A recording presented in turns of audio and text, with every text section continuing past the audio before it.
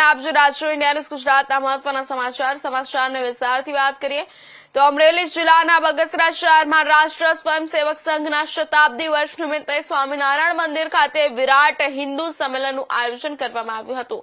આ સંમેલન ઘનશ્યામભાઈ હિરપરાના અધ્યક્ષ સ્થાને યોજાયું હતું, જેમાં સ્વામિનારાયણ મંદિરના સંતો તેમજ આપા ગીગાની જગ્યાના મહંત સહિત મોટી સંખ્યામાં હિન્દુ સમાજના લોકો ઉપસ્થિત રહ્યા હતા।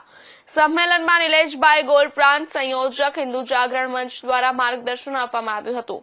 સમગ્ર કાર્યક્રમનું આયોજન મહારાણા પ્રતાપ હિન્દુ સંમેલન સમિતિના અધ્યક્ષ ઘનશ્યામભાઈ હિરપરા, મંત્રી જયેશ પાંડ્યા અને ઉપાધ્યક્ષ અમૃતભાઈ માલવિયા દ્વારા કરવામાં આવ્યું હતું, જેમાં મોટી સંખ્યામાં લોકો હાજર રહ્યા હતા। ભારત માતા કી જય।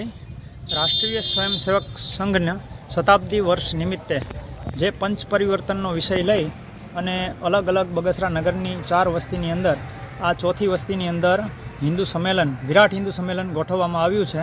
આ સંમેલનની અંદર વિશાળ સંખ્યામાં ભાઈઓ તથા બહેનો, સંતો, મહંતોની ઉપસ્થિતિ રહી અને આ કાર્યક્રમને, અમારા હિન્દુ સંમેલનના કાર્યક્રમને ઉજળો બનાવેલો છે કે આવનારા ભવિષ્યના પડકારો વિશે પંચ પરિવર્તનનો વિકલ્પ લઈ પર્યાવરણ છે, સામાજિક સમરસતા છે, પછી કુટુંબ પ્રબોધન છે, સ્વદેશી છે અને નાગરિક કર્તવ્ય છે, આ બધા વિષયો સમાજ સમક્ષ મૂકી અને હિન્દુ સમાજને સંગઠિત કરવાનો આ પ્રયત્ન છે।